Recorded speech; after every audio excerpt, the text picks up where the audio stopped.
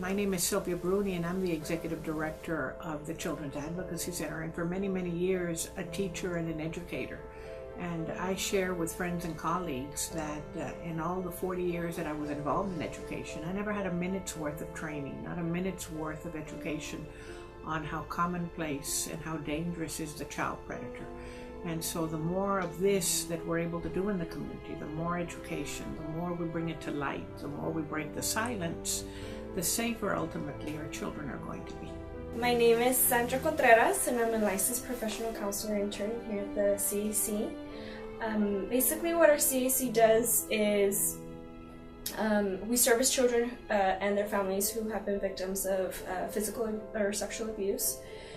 Once a child outcries to abuse, a CPS investigator or law enforcement will bring them to our center, and they will be interviewed by a forensic interviewer to gather the details of the abuse, so then they can build a case surrounding the abuse. Hi, my name is Veronica Valdez, and I'm a child advocate and a forensic interviewer here at the Children's Advocacy Center.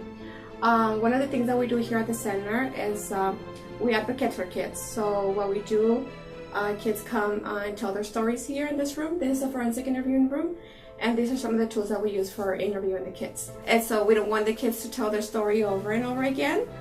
So the interviewing DVD or tape is being passed to the law enforcement, to medical, and then lastly to the district attorney's office. My name is Frank Flores, and I'm with the Pepsi Beverages Company, and we volunteer here at the Children's Advocacy Center.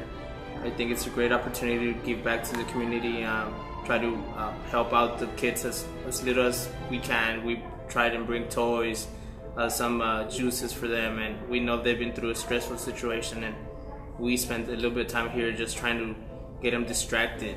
For years, I've always said to friends and colleagues when we talk about the issue of child abuse, I've always emphasized that what has probably been the strongest enabler of the abuser, of the predator, has been the very silence that surrounded child abuse, the silence and the ignorance. So many of us who are absolutely unaware of the fact that this is really a much more common crime.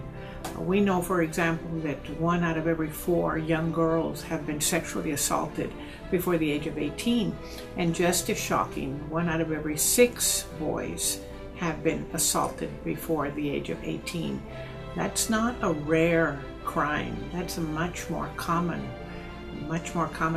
The horror of it is that too many of us aren't aware of it. And so the object is not only to treat the children who have been hurt, but to work on preventing any more of it happening by educating our community.